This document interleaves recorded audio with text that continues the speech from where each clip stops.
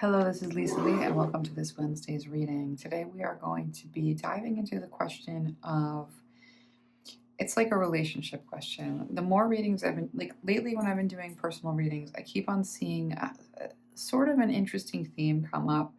And I've seen this before 1,000 times, but lately it's been like pronounced almost, like it's been sort of jumping out at me a little bit. And that is that we all do have we do seem to have our ascended ancestors, our ascended guides, and we seem to have like a family or a home god or a series of home gods. And even to the extent that we have like those people who are monotheistic or orientations around monotheism, there's still something to be said for like an individual relationship with an individual God. And so this is almost a message from like almost like an individual message related to like, who is your God? Who is your God particularly? And what is a god or a goddess? Because again, I use the word God as like a non-gendered word. It's like both. But let's take a look at this. Let's go into a sacred space. Let's take some deep healing breaths, like deep nourishing breaths to kind of your center, wherever you sort of locate yourself in your body. Take deep breaths, expanding that space. And with every exhalation, just remove that which is no longer serving you and that which is weighing you down.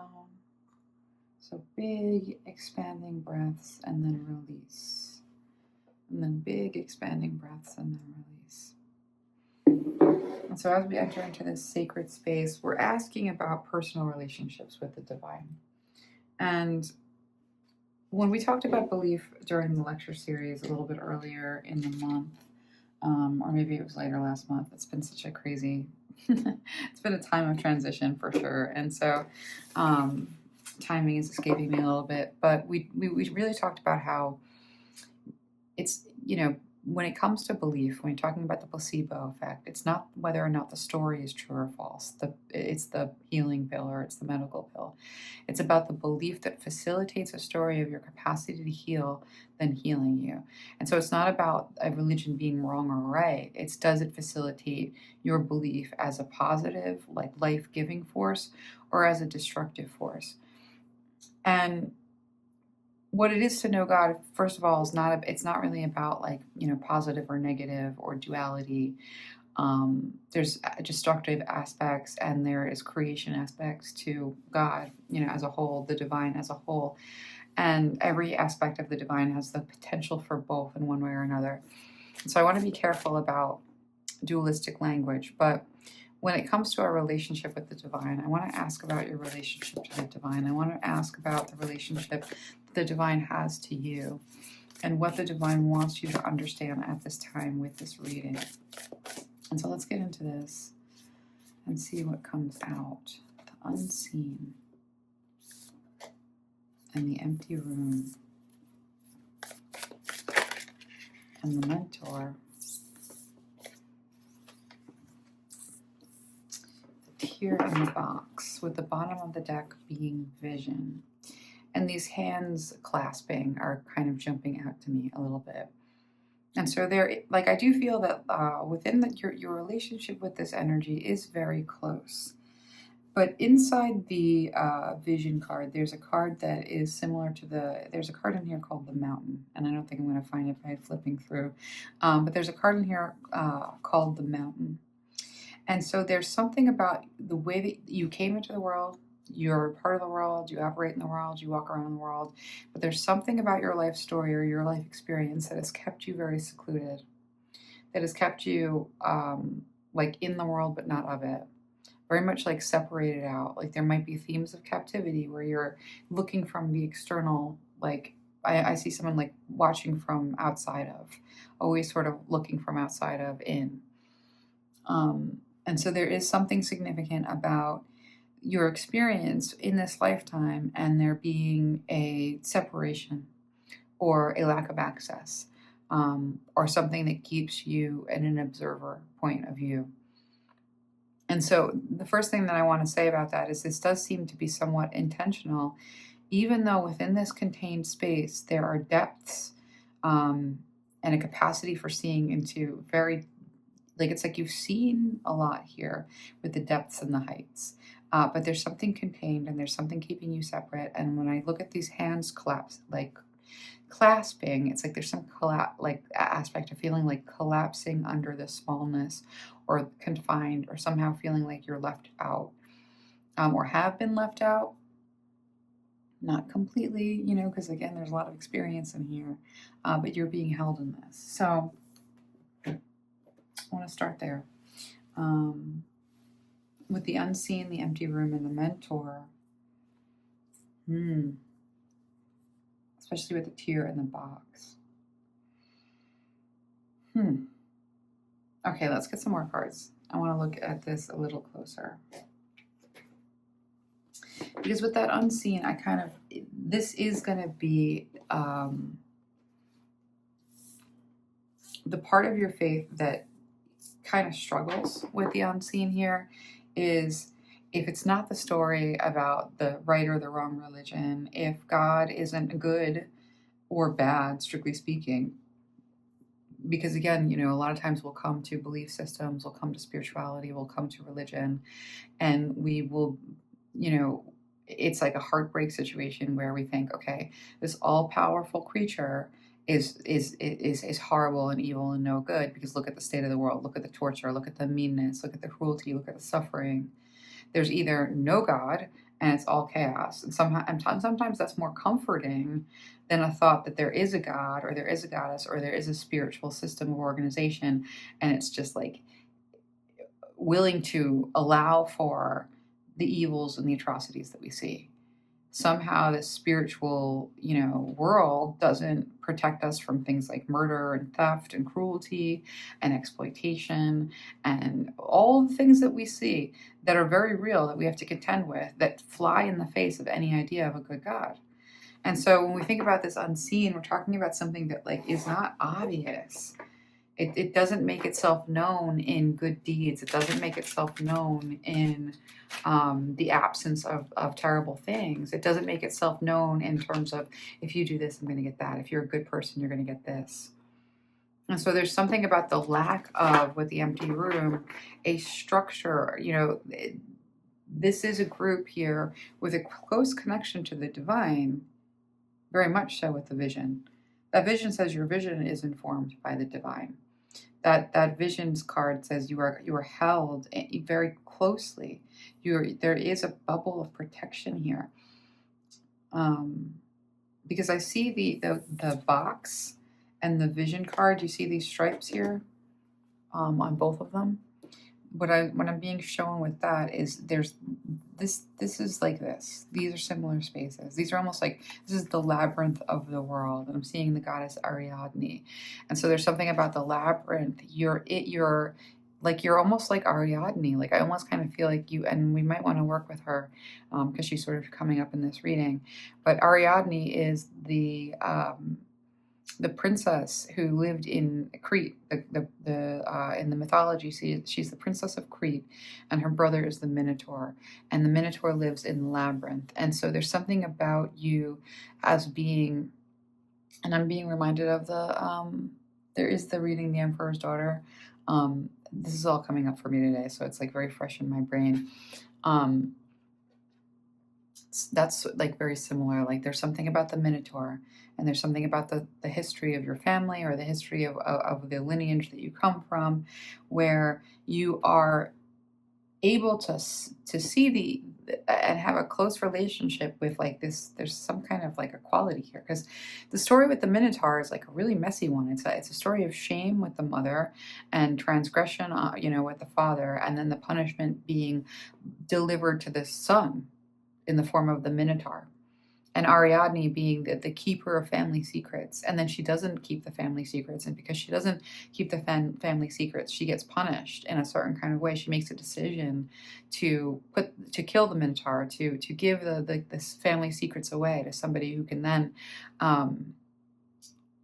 kill the Minotaur, kill the family secret. And so there's something about this where you are like in this world, like part of whatever this like messy story is, but sort of contained also somehow. It's there with the box, and the box is like, I'm seeing samsara, I'm seeing the earth, and I'm being shown like almost like a stuck position. And so it's like you're not in the labyrinth, you're dancing above it. But there's some kind of connection to it that you're meant to karmically work out or be a part of working out the karmic, like there's some karma here with the family, the lineage that you personally, the soul, the spirit, the energy that you are came in to live through a story related to like working out what some of this was. And so one of the first things I want to say about your relationship to this God is like you are completely protected, even contained. It's not sparing you from being able to encounter and see the depths of pain and suffering, and it's not sparing you from seeing some of the heights of connectedness with the divine, but you're still sort of contained. And so with the unseen and the empty room, there's something about the story and the mystery around the, like, who is this God that would create a circumstance where there's a minotaur and there's a father who is deceptive and a mother who is used to punish the father. I mean, there's so much mess there. It's such an ugly picture. It's such an ugly story. And so when you think about the stories that you were born to, the world that you were born to, often we are born into stories that are sort of disturbing. And so when we think about what is this unseen energy in relationship to you as like an ancestral god or goddess. Now, when we did the lectures on belief, we said it's not the true or false of the story of the placebo effect that makes the healing possible. It's the story that facilitates belief. So the stories don't have to be, the mythology, it's not about is the mythology true or false. It's about the story containing some truth or some relationship to the divine that enables you to connect in at that story or in relationship to that story. And so when we're looking at scripture, which is eyewitness, it's scripture in all its forms is some form of eyewitness account, and how it is conveyed, whether it's conveyed directly or in dream form, like fiction form, or if it's conveyed, like however it is conveyed, it's still an eyewitness experience with the divine. And so an eyewitness experience with the divine, again, like that's going to be like someone's experience with the divine as filtered through a story that they've lived through or that they have experienced and their ability to make sense to, and it gets passed down generation after generation. The experience is real. The God is real. The story is partial only because our understanding of these other dimensions is partial. Love is there before you're born. It's there after you're born. And it's in you and it expresses through you and it's there. And sometimes you feel it and sometimes you don't. Sometimes it's with you and sometimes it's not. These things, love, before you it's there and after you it's there. That's considered a God. It's an essence. It's a force of nature. It's considered a God. You participate with it. You don't own it. And so the gods are real. The stories we tell about them is to help us understand them. And it doesn't necessarily mean the story is true, but there are things about the story that help us capture who they are. So we tell stories about love to understand what love is. That doesn't contain love. It doesn't define love definitively, but it certainly puts us in relationship to it. And so when we're talking about the God that you know and the God that you're in relationship to, there is a lot of like complex stuff with the story around this relating. This relating is not cut and dry. It's not dogma. It's not dualistic. The power of creation and destruction is in this relating. Your understanding is limited. There is a call to surrender in some ways to things that you don't necessarily understand. But let's get some more cards on this so that we can get closer, because what I'm seeing here with the mentor is this God has been very involved in being your actual teacher. This God is your teacher, has been your teacher, will always be your teacher. The empty room here speaks of this journey that you're on to try and discover who this teacher actually is. Because part of that mentor's teaching you is that mentor, you seeking that mentor and seeking guidance from that mentor and seeking understanding from that mentor. And what this seeking looks like, it could be the question, who is God? What is God? What is my relationship to it? Right there. And then the answer and all of its forms is that teaching, is that wisdom, is how that picture comes in the, so your teacher is this energy in one way or another. Yeah, with the Hierophant and the Three of Pentacles coming out, like that's a big deal, right? And so with the Seven of Wands being about defense, this energy defends you very heavily too. And so with the Six of Wands being about victory and the Ten of Wands being about breaking point, breakthrough, all by yourself, holding the weight of the world, and it's too much and you can't, and it's not sustainable. And the Six of Wands is about victory. What an interesting, this is wow.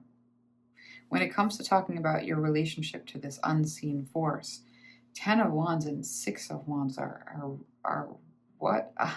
That's a very interesting energy, because with the Knight of Wands being about the empty room and this very quick, very inspiring flash of energy, in the absence of a organized religion where you're like, that God is the God, I believe that, and I don't believe anything else, and this is my pledge of allegiance. Like outside of that, where you don't have a story telling you who God is, where there's not really a story that's been handed to you that can facilitate your belief in quite the way that you might want. Because that story that you were given, it failed. The new stories aren't really there. All you know is there's a relationship, but what does it mean? There's ancestors, there's ancestral gods, but what do they really believe? Can you trust this relationship? Can you not trust this relationship? Is it truly good? Is it truly evil? Like, what is it? That empty room said there is no structure that contains and facilitates your concept of this God, except for the inspiration that comes. And so when we say that the mentor, the teacher, is your God, that inspiration that comes to you is the voice of that God. Everything that you're given in the way of what you channel, whatever it is that you're given in the way of inspiration, the communication that comes to you is that divine genius, is the divine intelligence, is God, goddess. Again, it's going to believe any way that it wants to. And so it's going to take on the attributes of any of the forms it's taken before, which means it can show up in the divine feminine aspect or the divine masculine aspect. It can show up as a god, it can show up as a goddess, but with you in particular, there's something about the box that's a trap. It's a stuck point. It's the earth. It's samsara. It's being trapped on earth in one way or another. It's this labyrinth. But you're kind of outside that. You're being held in whatever it is to participate and experience and perceive, but you're not really having an integrated experience of the world. There might even be a way in which you feel like you are outside the world, or you are not part of the world, or you don't have a feeling of belonging. And so when we look at the Six of Wands and the 10 of Wands, this has not been easy. This has been very difficult. The inspiration that comes your way to give you a sense of who this God is, it doesn't always come through very clean or clear. Because with the tear here, what kind of muddies that inspiration is like, it's in competition with stories about the perfect, the holy, if you behave in a certain way, then you get heaven. If you behave in another way, you get hell. If you're a good person, you get blessed. If you're a bad person, you get punished. None of that really works, but the devastation here, the disappointment with the empty room and the inspiration, this is who God is, there's disappointment. And so let's get into that, because there is this defense. I will say that there's something about this energy defending you that is very clear to me with the Six of Wands and the 10 of Wands, especially at the bottom of the deck energy. This energy, bottom deck energy being a 7 of Wands, that which holds your hand. There might be something significant about holds your hand. This energy that holds your hand also defends you. But there's something messy about that. And so with the Hierophant and the Three of Pentacles, both of which speak to a temple, both of which speak to some form of an organized religion. Three of Pentacles is building a cathedral, building a church, building a worldview. The Hierophant is the worldview is built, it's operational, it's in charge. And so with the mentor here being somehow connected to this Hierophant and this Three of Pentacles, let's take a closer look. It's funny when the reading goes really fast. When I look up and I see that it's been a certain amount of time. I'm always surprised. I'm always like, oh, that felt like 5 minutes. So let's look at some of the energies associated with this energy. So connecting with this God, a lot of you do have a warrior streak, come from a warrior caste, from a warrior tribe, from a war god worshipping tradition. And the reason I say that is because the Seven of Wands is about, like you can see, that's a battle. And so there's something about this energy, especially as I'm seeing it being like, the story of Ariadne is coming to, I'm seeing Ariadne, Venus, love, okay. So this energy has a tremendous amount of love and appreciation for who you are. Yeah. With the first house and the fourth house. And these two cards are healing and craft. And this card is Aries. And there's a complexity. Yeah, that's the complexity that I feel. And so with the Uranus card, Uranus. With the Uranus card being about revolution, breakthroughs, like this is this Ten of Wands. So there's a breakthrough in the way that this goddess, this goddess and this goddess, and the way that they come towards you and the way that they become real for you is they break through. They break through the noise. They break through all of the messaging to the contrary. Every single thing that you have a fix on about, this might even be the group that is like perpetually seeking, because every single time, every single time you think you find something, this is the true belief system. This is the true thing. This is what I can hang my hat on. This is what it looks like. Something upsets that vision. And so with the vision card here and the breakthrough here with the revolution and this, like, it's like an upsetting kind of breakthrough here. Ten of Wands is also the breakthrough card for me. And the reason why the Ten of Wands is a breakthrough card is because nothing's working. It's not sustaining. It's like the boat has holes in it, and every single time you patch a hole, another hole happens, and you're constantly trying to figure out a way to keep the boat floating.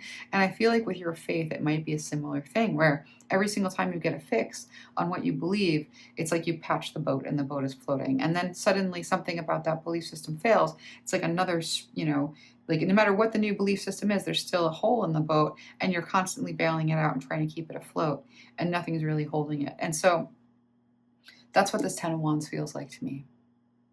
And so with this breakthrough being like, there's nothing I can do to keep this boat up. I'm not even going to try. I'm not going to try.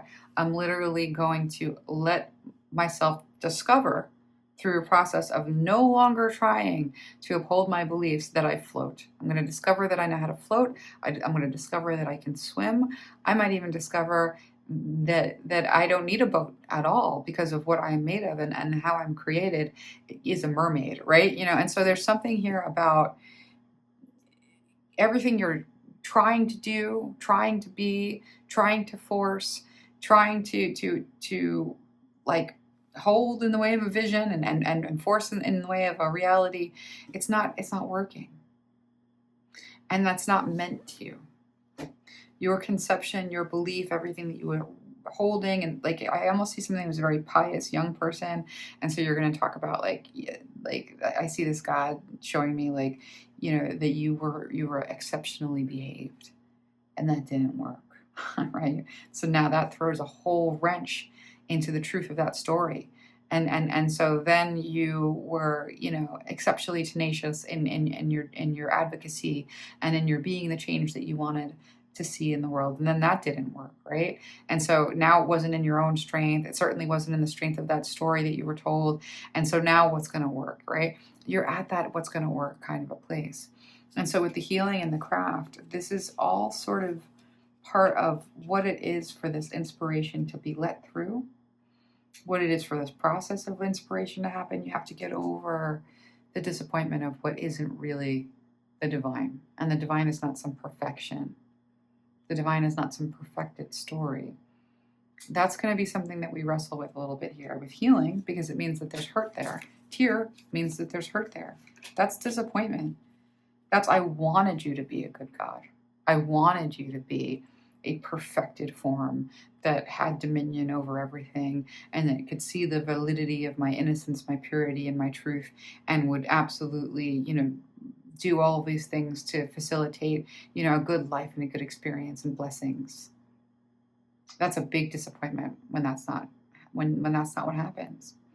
And so reckoning with the truth of what is related to the divine, what is related to divine energies, what is related to divine experiences, and especially how it all pans out in terms of your overall experience of life. There's disappointment, there's hurt here. There's no two ways about it. But that sixth house of craft, work, details, health, well-being, diet, service, daily rituals, contribution, organization, purification, skills, apprenticeship, method. That tells me that everything about what you're supposed to do in this world requires the experiences that you've had. And as much as that sounds like some sort of blame the victim, it's not. You know, I that's all I can say. I can say that the story that the circumstances that you were born to, the situations that you would have to endure, are not things that you had control over. You didn't control who you were born to. You didn't control the circumstances that you came up through, and you don't have a lot of control over a lot of the circumstances that you had to live through that you had ignorance, did not know what you were getting into, did not expect that, were surprised by. That means you didn't have control. And so part of what it is to reckon with the validity of the influence of this God is to understand that the circumstances of your life that you were meant to perceive through, that you were meant to bring the blessing of your perception to, that you were meant to bring healing to, this craft, whatever that you were meant, your purpose was, necessitated the experiences that you were given. That's a relationship with the experiences that you were given that isn't oppositional. That isn't, this is punishing me. There is pain and therefore it's punishment, is the biggest lie that was ever told in relationship to the validity of a god or a goddess.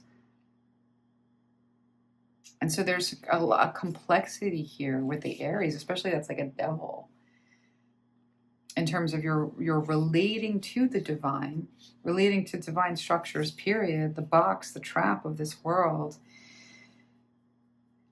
Yeah, this is an acceptance piece that's really difficult, but we're going to get into it. All right, let's see. Let's look at this craft. Because with the 10 of Wands being this assault, you know, like here we have this unseen influence that loves you. Venus is also kind of like a, you know, again, I have to like pull us out of like Judeo-Christian like vantage points on divine energies and intimacy with divine energies. And I don't want to suggest that intimacy with the divine energy is like, you know, romance in the trashy sense. Like spirituality and intimacy with the divine, where we're talking about the anointing that comes through the experience of being in prayer and laying your down, you know, like there is an intimacy with the divine, and the way that we know that we're having that experience of intimacy with the divine is we have some encounter with the anointing.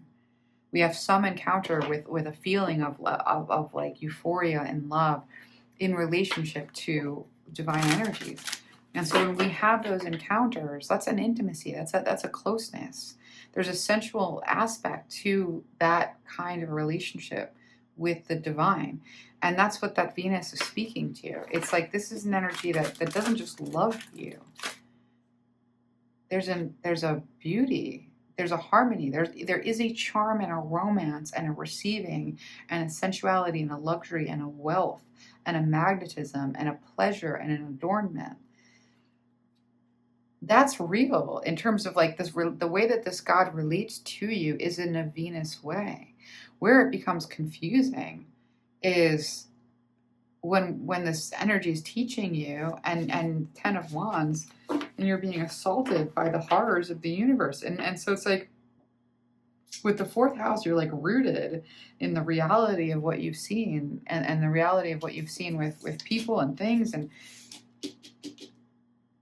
wow, I got to get into this. I want to find out more, but I want to just take a look right under this inspiration. The divine teaches you, the divine inspires you. That the Chiron is just like healing, but the healing is there because there is great hurt. And there's great hurt because of the disappointment of like the Wizard of Oz. I'm seeing the Wizard of Oz. And Dorothy, she gets all the way to the end of this yellow brick road, the religious promises, the prosperity gospel. And what is it? It's nothing. It's an empty room. It's a story that doesn't hold up. And so when we see this level of hurt here and disappointment about, and you might even feel disappointed, like that there is no God, and God's never come for you, and God's never loved you, and God's never given you anything, and you've been left out of everything, and that's just the way that it is. Like, that might be the feeling here with the empty room. But every single thing that has ever inspired you, everything that has ever lifted you out of an impossible situation, when you were with that person who was destroying you, when you were in that situation that was going to crush you, when you were on the wrong path and you didn't know it, and you just knew to turn a different way, when you got that unction not to open the door, every single one of those moments is the inspiration. And so to say, I am disappointed in my life, I'm disappointed in where the inspiration has led me, I'm disappointed in what the inspiration has taught me.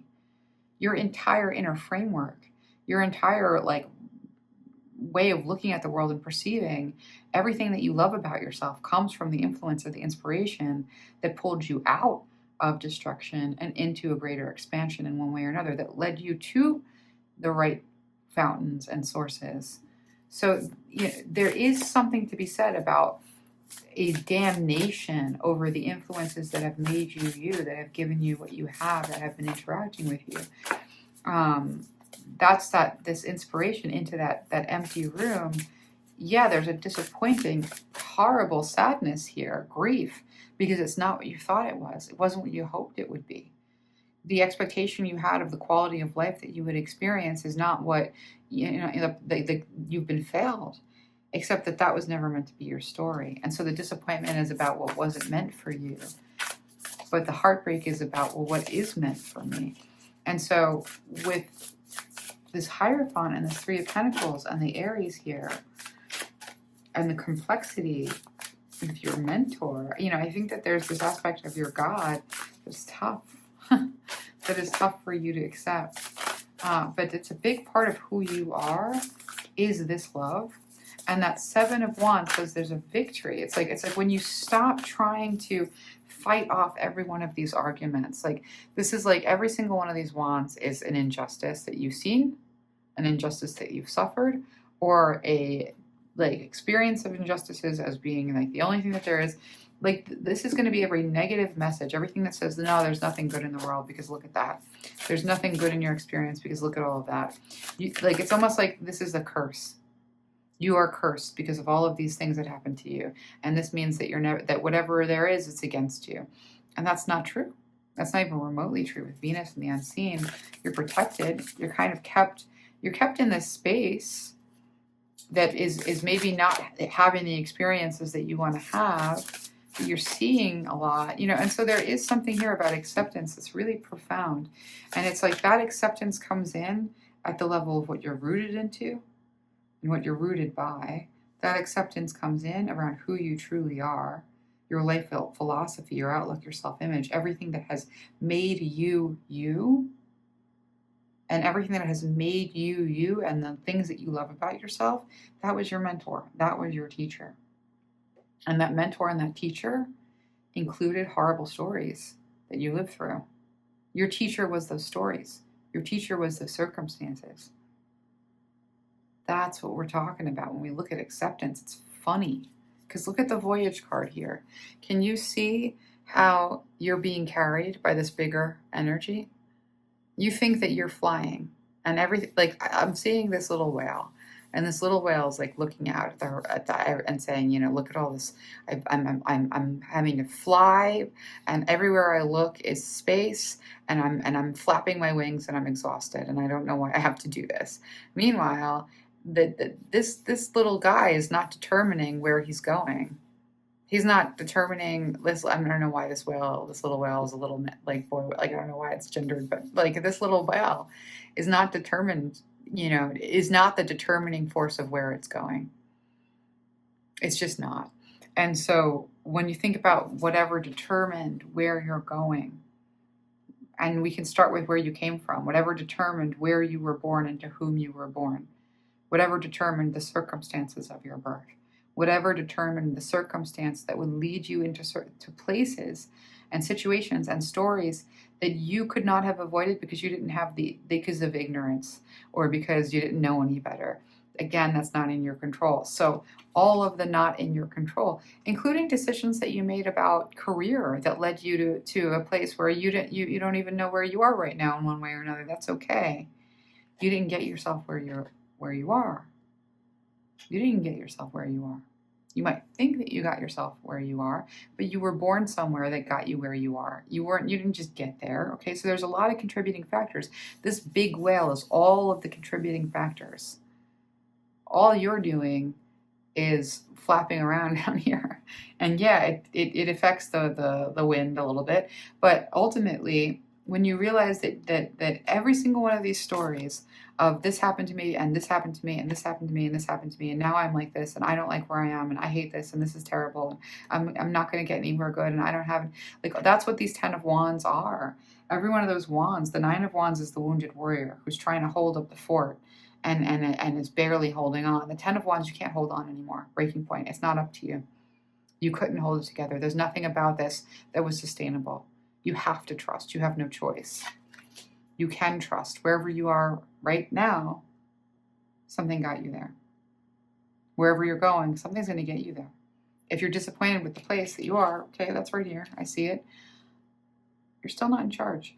And so when we think about, and we know that you're not in charge because you're not in charge of the economy. You're not in charge because you're not really in charge of your opportunities given the circumstances that you're not in charge of.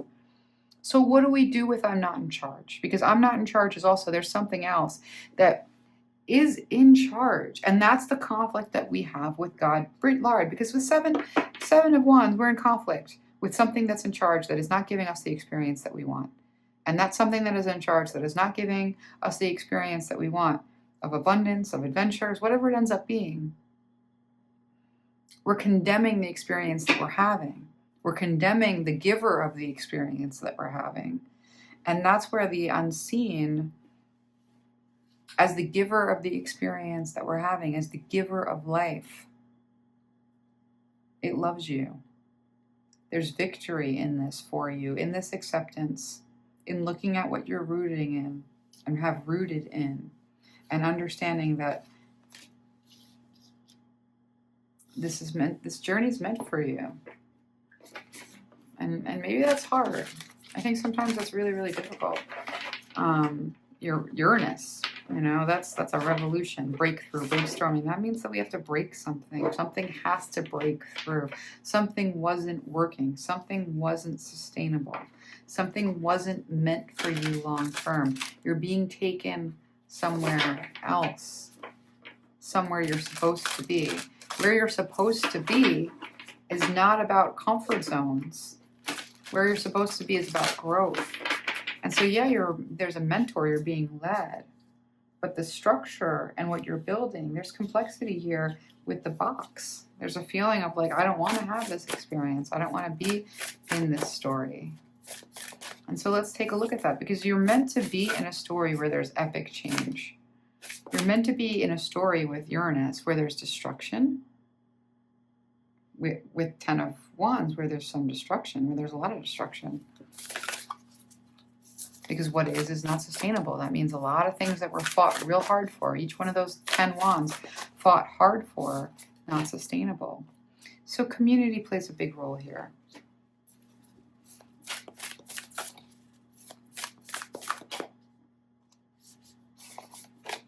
And power. Well, community with the 3 of Pentacles. This is an interesting thing. So 3 of Pentacles speaks of building a cathedral with others. A cathedral is not a project that one person can do. Ever. Never. Think about it.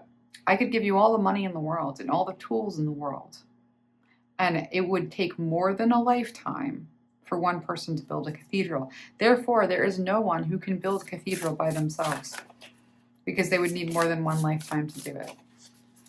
And so the Hierophant is there are structures that are built, there are structures that are being built, that are held in place because the direction that we're going, the eventual location, the goal that we're working towards is something that takes more than one lifetime to build, and more than one energy, more than one aspect to build it. And there is a call to be in community with the greater universe that has a bigger project than just the quality of your life. The quality of your lifespan is less to do with what feels good and what seems like it should be fair. And what your lifespan is instead is a building block in a much bigger picture that necessitates the story that you're in. And yes, that is a faith thing. We choose to have faith. We choose a container for our belief that says everything that I have gone through does have a reason. That's a belief.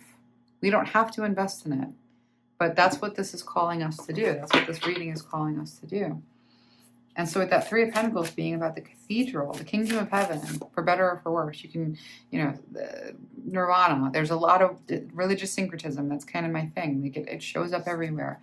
Is something that is built over a long period of time, and it necessitates some destruction. It necessitates energies that show up like in this devil energy here, this minotaur, because the minotaur keeps showing up, and focus, and potential, and truth, and going forward. And so you're meant to be more flexible about your fulfillment here. I know that a lot of you are kind of looking at the Uranus energy, the destruction of the world in front of us. Like, where are we positioned with everything that's going on? If God isn't some force of good that is there to keep us safe despite whatever is going on with everybody else, because we have some special belief, or we have some special right thing, or we are somehow favored or chosen. When we can't really believe in that, because it's ridiculous when you start to think about who deserves what, and like people who are, subject to genocide don't deserve it. It's, like when we get the deserves out of it, can be really terrifying, because then it's not about good things happen to good people because they did the right thing, because they believed the right thing, because they were favored, because they were chosen. And if you don't have that belief, and you're not covered by the mantle of I was chosen, I'm the special, I'm the extra loved, then it can be really, really terrifying, because then you're subject to the chaos and the destruction. But that destruction isn't necessarily a bad thing. Like, let me stop right there. I'm not saying that destruction and genocide is not a bad thing. I am saying that the story that you are in and the experiences that you have had where there has been destruction those things have always been a big part of what makes you you and what made you you. And a lot of that destruction was for the purpose of making you, instead of the destruction being, like, it's a funny thing, like it's hard for me to get it exactly, but I'm almost seeing like a forest fire. It's like a controlled burn. There's some purpose. And so when we think about, what this focus is, when you're focused, when you think about community and you think about the big project of eternity and existence that you get to participate in forever, you're a part of it. You're in relationship to this God who created you forever. There is a victory for you in terms, and it's in where it's your background, it's your comfort, it's your home, it's your inner world. That inner world you get to keep. You get to take it with you. And so there's this victory in that inner world that you get to keep for all of eternity with who you are, and that you are loved, and that the whole process of refining you, teaching you, informing you, connecting with you, inspiring you is because of this love. It's a faculty of this love. And it might necessitate stories and experiences where there was great destruction in your life. And so when we think about this voyage that you're on in this lifespan, and when we think about the focus that you have been given, the circumstances that you were born to really determines your focus, your purpose. There is a purpose here. Absolutely with this healing. Absolutely with the sixth house of craft. And there's a lot of power there. There's a lot of potential there. You come in with tremendous potential to get to a place of truth with the circumstances that you find yourself in, and to move everything forward, to move the dial forward. You're moving the dial forward on a story that's playing itself out in eternity. And yeah, there is some aspect of like, oh, I'm not living for this world, I'm living for heaven. Isn't that the Christian dogma of doom? And yeah, kind of. But what makes you think that you aren't eternal? If you're not this lifespan and confined to just this lifespan, and you do experience yourself and know yourself and gnosis, have gnosis, inner gnosis, about the fact that you're eternal, then your home is eternity. And the place that you are with a lifespan is a phase. And so a lot of religious or spiritual truths, religious syncretism, it comes through every belief system. We see this in every belief system, holds a nugget of something that we can rely on, that we can count on, that isn't just wrapped up in, one belief system or another belief system. And something that's across every belief system that we see like throughout is this notion of, you're an eternal creature. And that means that this is a finite experience is a phase. It's a phase of development. The womb is a phase of development, and the birth is a point of suffering. It is not easy to be born. It hurts, frankly, to be squeezed through everything that you've known in a world, to be squeezed through a little tube and then spit out in the cold, and then someone smacks you on the bottom, and then you have to go about this life. Sometimes you're hungry, sometimes you're cold, sometimes you're too warm. You're dependent on people to feed you. Sometimes you have to burp and it hurts. Something about this phase includes suffering. And part of the story that you were born into is one where you were pushed into the cold and it hurt and it was traumatic. And so, if we hate God because birth is traumatic, then we kind of, we're missing a point here about the phase that is life. And life includes a lot of suffering. It includes stories that are hard to look at and hard to understand and hard to wrestle with. And there's complexity in all of that. And so this God, that we're looking at, that we're kind of dealing with when we look at this spread, is that which inspires you towards growth, that which inspires you to go forward, that which loves you. And in that inspiration is a part of what it is to help you find fulfillment. But there's a call to be flexible about what this process is. Because with surrender to the divine and show the world the real you, bottom of the deck energy of communication is key. Part of your calling has always been to communicate this inspiration. Always. Surrender to the divine is we're coming back to this notion that you did not determine where you ended up because you did not determine where you were born. Therefore, you are not going to determine where you're going. That's coming towards us like a gift. I see that as a gift. I see the vision of like a gift. As that comes towards us, coming towards me like a gift. It's a gift that you're not in complete and total control. It's a gift to think that all of your success and your failure doesn't fall on your shoulders. It's a gift to understand that there are forces at play that are involved in positioning you exactly as you're meant to be positioned. That doesn't mean you give up, and that doesn't mean that you commit to a life of not participating. It means that you first participate from where you're sitting, not from a place of this right here, not from a place of the pain, but from a place of look what I've done with it. Look what I've created of it. Show the world the real you. And the real you is from every experience that you've had. You would not be you without every experience that you had. You would be a completely different person without the interactions of the circumstances that you were placed in. And so those circumstances in one way or another were allies.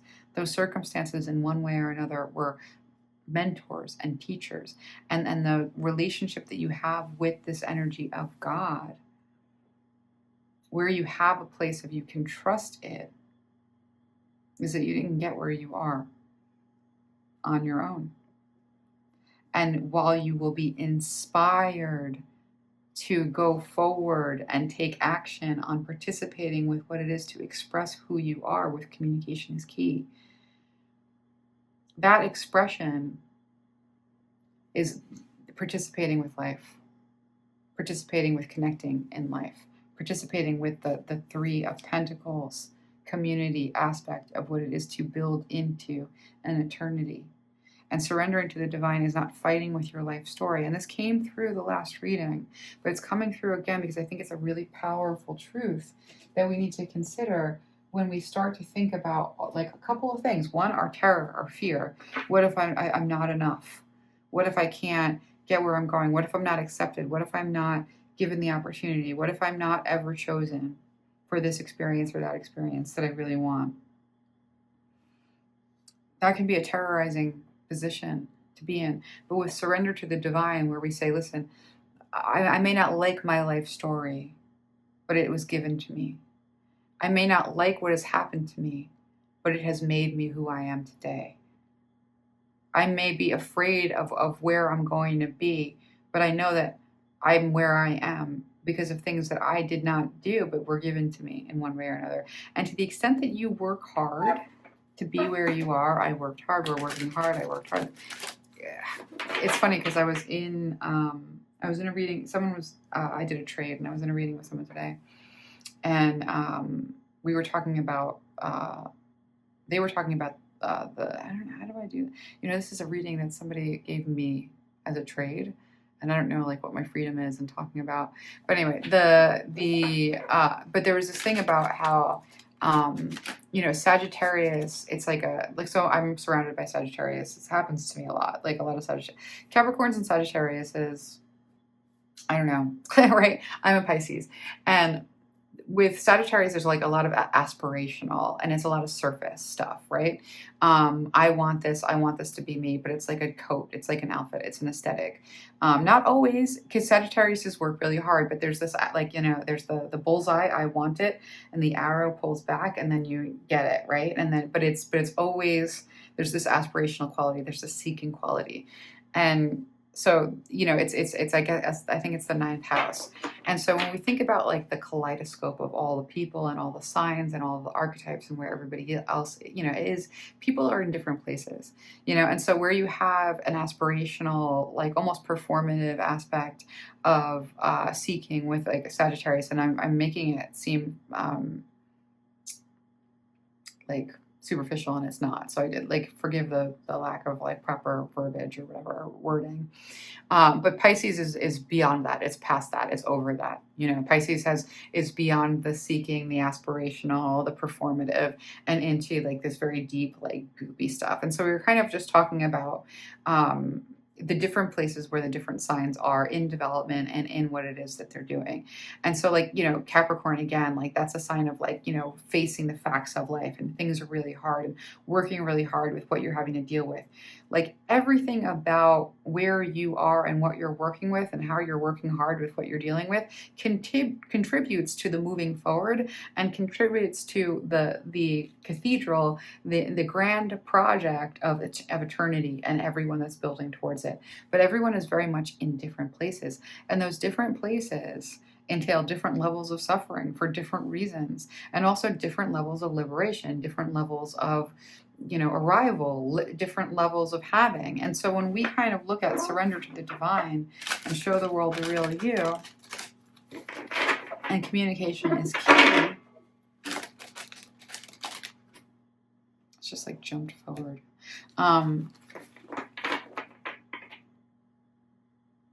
Yeah, like there's a call to sort of like acceptance. Surrendering to the divine is not, I'm surrendering to my circumstances and there's nothing I can do about it. That's not the same as surrendering to the divine. Surrendering to the divine is, I know that I'm in these circumstances for a reason.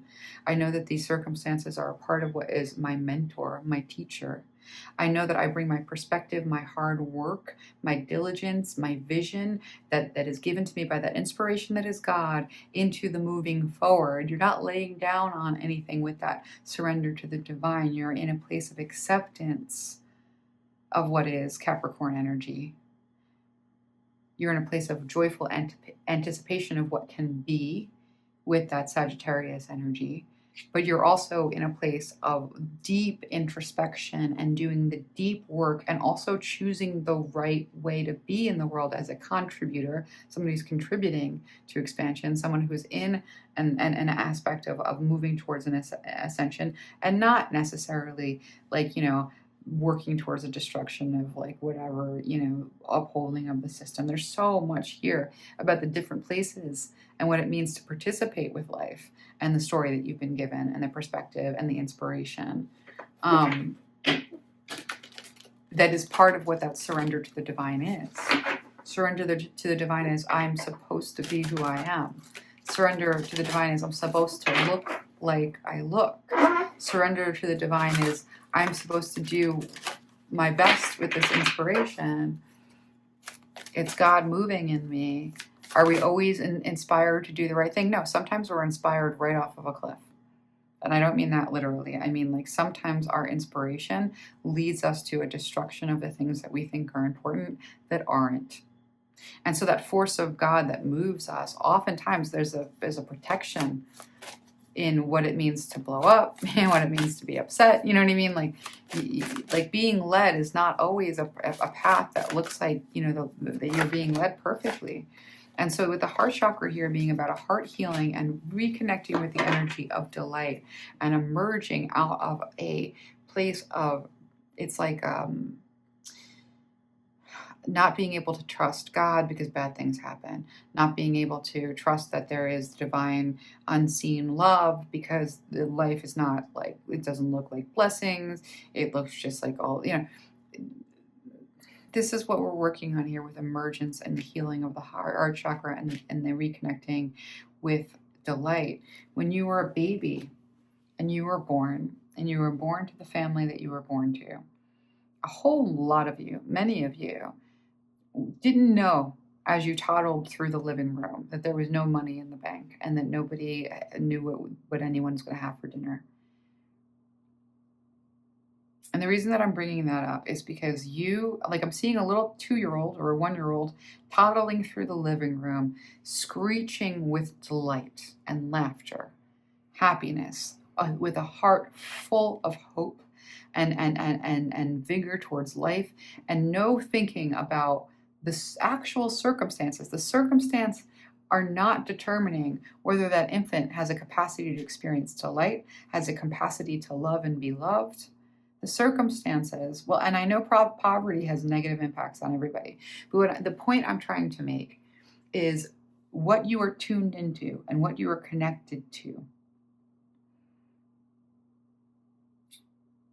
Your experience of the world is your experience of your own nervous system and your own inner experience in your own body, and the experience of how it feels inside of you is what it is to experience the world. The circumstances can be perilous, right? But the experience doesn't have to be. And that's what a spiritual walk often is. It is often the soldier at peace eating a sandwich on the war field, because in the middle of the battle, they're at peace, because if God means for them to die, they're going to die. If God means for them to live, they're going to live. They're at peace with whatever the situation is. And that is the inner experience that defines what the experience is of the world that they're having. And so for you to emerge into a place where your heart is reconnected to the divine inspiration, where your heart is reconnected to hope, where you can delight again, is not, it's like, it's not having a perfect circumstances that gives you permission to have happiness and a happy heart. It's emerging from the circumstances and surrendering to the divine and saying, whatever's happening here, I trust that I am supported, that I'm going to be fed, and that whatever put me here knows what it's doing with me here. And no matter what it looks like, I'm going to trust that I'm in this story for a reason. That's the relationship with the divine. It's a partnership that says, half of this is my willingness to participate and receive inspiration and move with that inspiration and be me and express myself. Communication is key. Showing the world the real you. Every single time you are authentic, it is praise. Every single time you are authentic, you are connecting to energies that will help you grow and that will connect with you. It is only in deception that we participate with stuff that takes us out of our purpose, that takes us out of our path. But when we are in authenticity, we're open for that inspiration. We're on the path we're meant to be in. We're in co-creation with the divine. We're not oppositional. We're not, I have these goals, and if it doesn't come to pass, there is no God, and I am just hated and not loved and nothing. That's not what it is. It's the circumstances got me here. The circumstances showed me this. The circumstances are showing me this. The inspiration is leading me in this way. I'm going to move with it. That's God. That's the divine. That's the divine at work in your life. Sometimes we get blocked. I can't feel anything. I can't think anything. I can't do anything. There's no divine. I'm frozen. That's different. That's, I don't trust the divine. I'm only going to get hurt. And that is like something that we're going to work on, because, sometimes we can kind of encounter some level of reality with something like that. What if it is really hard? What if you are suffering through something really significant? There's no absence of God in that experience unless you decide it's punishment. It's not punishment. Deciding that it's punishment is the trap. Deciding that you are supported and that you're in a much bigger picture, and that this is not the be-all and end-all of your story, but a small portion of part of what you are gaining through the process of self-discovery, through the stories that you're given. There's something bigger going on. That's where we get our faith. And so, the God that walks with you, the God that loves you, the God that is holding you in this lifespan in a protected place, is the inspiration. The Page of Wands and the Knight of Wands, it's like, the Four of Pentacles is that frozen state. And especially about the potential. I can see my potential. I don't know how I'm going to get there. I can see my potential. I don't know if it, I don't know anymore. This planning your way forward and not really seeing the clear path. You're invited into this Page of Wands. Right here with the empty room. I don't know what I believe. I don't know who I believe. I believe that the world is a horrible place, and I can see it, and that's all there is. Man, there's no progress in that. And we've made a lot of progress, believe it or not, between the dawn of the Roman Empire and where we find ourselves with it in its death rattle. We've made some progress with the effort of humanity. When we get out of your own little lifespan and the quality of your own little lifespan, and we step back into this bigger picture here with the cathedral, that which is built beyond your lifespans. This energy of the devil is going to be the stuff that you didn't want to happen, that you don't think should happen, that is instigating the change, that is pushing the progress that we all experience together. Destruction is a big part of this, and it can't be discounted, and it exists for a reason. And it is not a sign or a signal that there's no good God, or that the God that is just doom and gloom. That progress, that arc of justice that is beyond our lifespan and beyond our life experience, doesn't mean that we're just meant to suffer for the future. It means that the experience that you're having is contributing to the evolution of the whole. And so when we think about this potential, I should be this Queen of Pentacles. This is where I should be. And we think about this Four of Pentacles. I'm never going to have enough to get there. There's never going to be enough. That's when we're measuring our success against some rubric that was never meant to be our personal success. But if we're able to sort of be open to inspiration and the power of that inspiration, what that inspiration has to offer, the Knight of Wands says that inspiration comes in like a flash. And it fills that empty room with possibilities and a direction and a sense of where we're going and a sense of what we want. That's that divine inspiration, the divine genius, the divine intelligence, that the love that exists before you're born and after it, that contributes to who you become, but you don't own it. If you're open to inspiration, that's the opposite of frozen and closed. But it requires an ounce of belief that what there is to inspire you has it planned for you, has a purpose in putting you where you are. Is this voyage that you're meant to be on? Sometimes we get really attached, to stories that there's no hope, because we can see that for that person there wasn't hope, and for that person there wasn't hope, and for that person.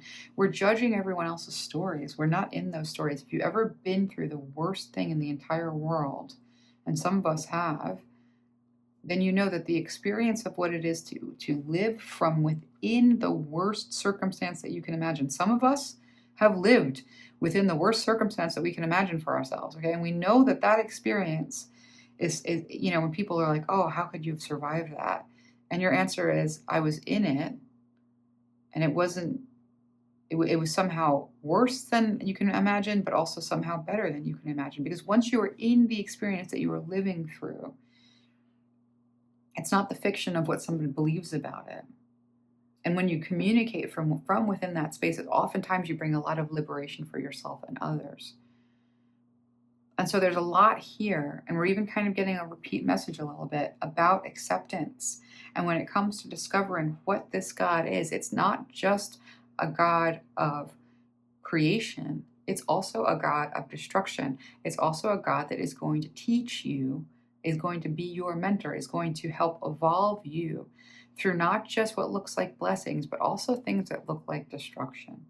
And so when we think about the labyrinth, the lifespan, the project of humanity, and we think about the Minotaur, the agent of destruction that pushes Ariadne into behaviors that then hurt her, but then liberate her, that give her a story that she is meant to live through, express through, and become through. There's nothing about that that's perfect. But in some sort of grander sense, there's something about it that is. And so this relationship with your God is one of love. You are loved. You are defended. But this project of receiving that inspiration and then moving with it, it's only devastating if that room stays empty, because you can never believe anything again, because the thing that you believed disappointed you. But when you understand that you can believe something new, and that there is a call to surrender to what are you being taught here through community. Community is not just people, it's nature. It's everything that comes from like observing nature. What is nature? It's patterns of destruction and creation. What are you looking at in the world? Patterns of destruction and creation. How do you surrender to patterns of creation and destruction? Well, for one, there's acceptance. There is complexity here, and you don't know everything. And so your judgment on the existence of a divine energy that is for you, if you're certain that there's nothing for you, that's a certainty that doesn't make that's an incoherence. Certainty is always a little incoherent when we're talking about things beyond your greatest conception. And so I invite you to emerge through this breakthrough that says, I am loved by the divine. There are forces of creation and destruction that operate within me, through me, and in my life story that aren't against you, that aren't punishment. And if we're looking at it as it's not punishment, what can we do with whatever this acceptance ends up being? What can we say about what the surrender ends up being? And what can we talk about in terms of what it is to work with that inspiration, move with that inspiration, and love with that inspiration? And so with that, I'm going to leave that here. This is Wednesday's message. And yeah, we'll be back again on Sunday. And so sending you the best, it's like, this is one of these messages where I invite you to surrender to the divine. That's not surrendering your life. That's surrendering to the divine. That's accepting the stories that got you to the person that you are, accepting the place that you currently find yourself, even if it's a struggle spot, and accepting that the inspiration that has gotten you out of bad situation after bad situation, the inspiration that has been every redeeming quality of your experience, is there to redeem every experience. So let's leave it there, and I will see you again soon.